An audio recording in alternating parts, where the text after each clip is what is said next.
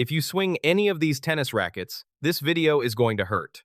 Most amateur players have never once asked what is actually inside the graphite tube they paid for. The tennis industry runs on one thing: your ignorance of the math.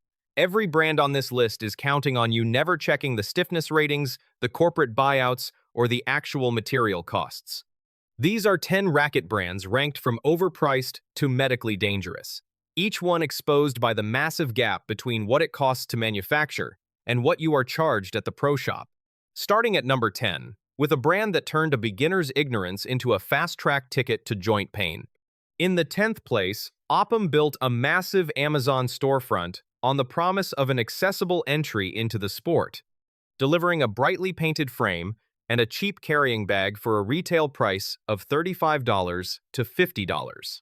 The actual factory cost to forge one of these frames is a laughable $4 to $6, confirmed by overseas manufacturing reports. That means every time a beginner shells out for an Oppum starter set, they are paying nearly 10 times what the racket costs to make. But the real insult is the material. They plaster the words Pro Carbon Fiber across the listing, but teardown reality confirms these are hollow, cast aluminum alloys poured into a mass-market mold.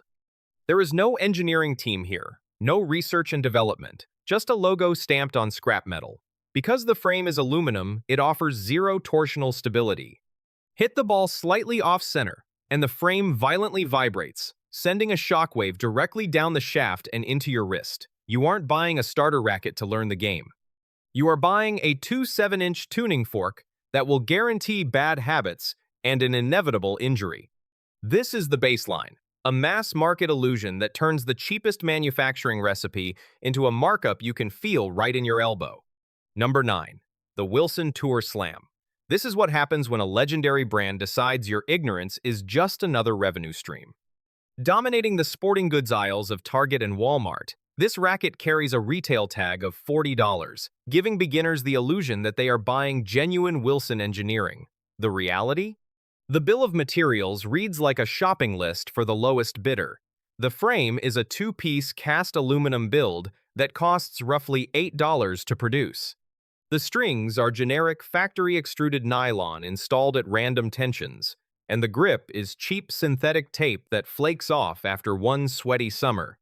There is no carbon fiber, no vibration dampening, and absolutely zero connection to the rackets actually used on the Pro Tour. When you buy a Wilson Tour Slam, you are not paying for engineering. You are paying a brand tax, pure and simple. The only thing Wilson is selling you here is a logo, pasted over a racket that could be swapped for any generic, unbranded knockoff. You aren't buying a bargain. You are paying to advertise a company that didn't respect you enough to sell you real graphite. 8th place, Prince Tennis, a brand that has been reduced to a licensing property traded, stripped, and flipped for profit while the actual product stands still. In the 1990s, Prince was an absolute titan of the sport, but the real story is what happened behind the boardroom doors. After filing for bankruptcy in 2012, Prince was eventually scooped up by Authentic Brands Group, or ABG. If that name sounds familiar, it's because ABG is the exact same corporate private equity firm that bought Reebok and gutted its athletic heritage. ABG did not buy Prince to innovate tennis. They bought it for the licensing rights, running a corporate fire sale that turned a once-proud athletic label into a zombie brand. Today, they rent the Prince name out to whoever will pay the fee, slapping the logo on generic sporting goods apparel and forgettable, mid-tier racket molds churned out of third-party factories. You are not buying modern performance or breakthrough technology. You are buying a brand that has been passed around the corporate chopping block, stripped for parts, and monetized until there is nothing left but a nostalgic logo. When you buy Prince today, you are buying a gravestone, not a tennis racket. Number 7. The Head TI S6 cashes in on 1990s nostalgia, while delivering a biomechanical nightmare that should have been retired decades ago. Originally released in 1997, this ultralight oversized frying pan is still being manufactured and sold today for around $90 to $100. But the math on this racket is terrifying.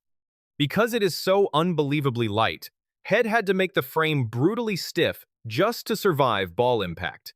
Independent lab tests confirm the TI-S6 has a staggering RA stiffness rating of 75. For context, anything over 68 is considered a risk for joint pain. Every time you strike a ball with this racket, that massive stiffness rating sends a violent, unabsorbed shockwave directly into your wrist and elbow tendons. Head doesn't keep selling this because it's a good racket. They keep selling it because the factory tooling costs were paid off almost 30 years ago, making it a pure profit machine.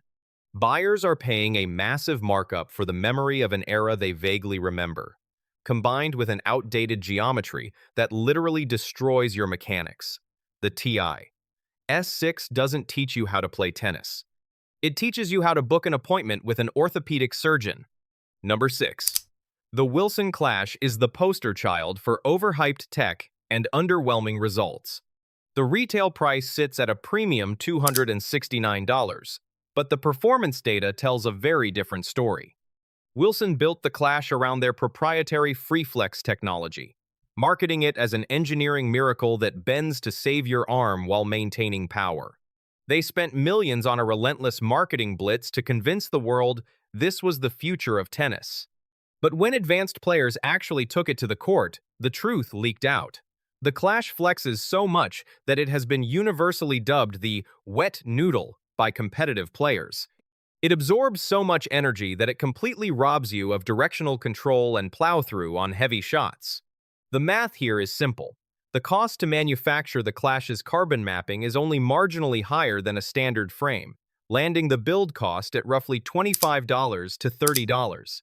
So why does it cost $269? Because the money isn't going into breakthrough torsional stability, it's going straight to the marketing department to fund the illusion of innovation. The Clash proves that hype cannot cover up a flawed geometry. If you are paying full retail for a Wilson Clash, you aren't getting a weapon. You are getting a highly marketed wet sponge, and you're funding the very ad campaign that tricked you into buying it. Number 5.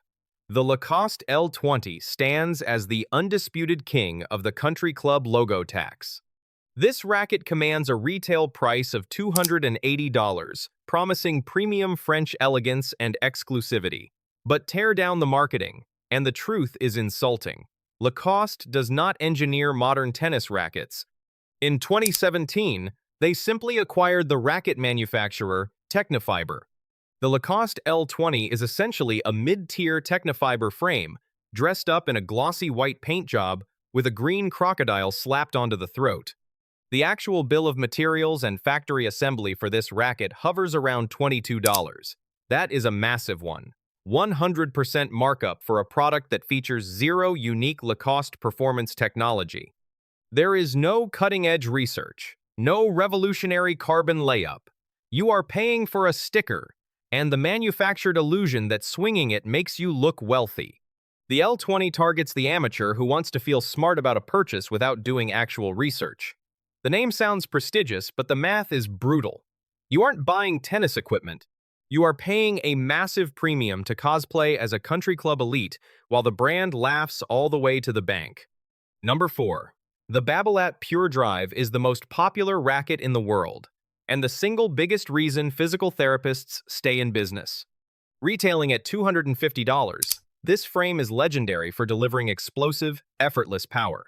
But what the marketing brochures hide is the brutal physical cost of that power. To generate that trampoline effect, Babolat engineered the Pure Drive to be incredibly stiff, with lab tests consistently showing an RA rating of 71 to 72.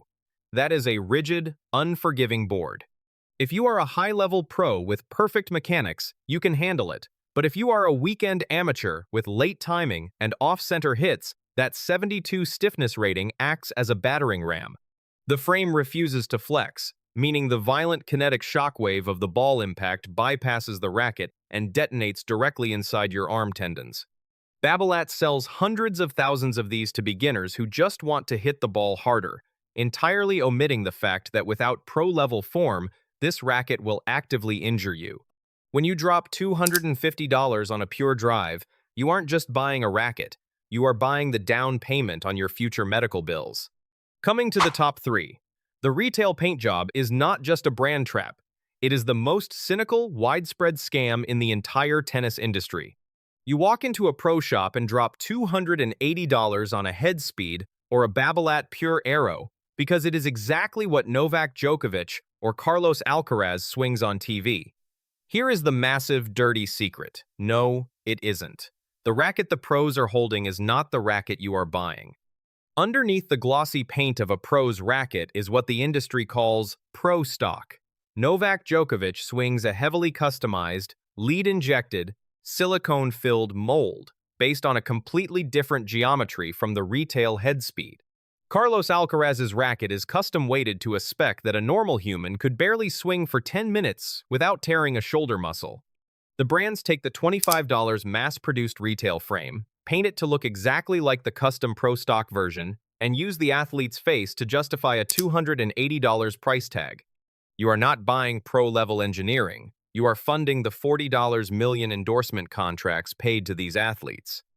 The entire retail model is a hype premium, built on the hope that buyers never do the math and never question the paint. If you are buying a racket just because a pro holds it in a commercial, you are the exact mark the industry relies on. In second place, the Wilson Pro Staff RF97 Autograph is the ultimate ego purchase.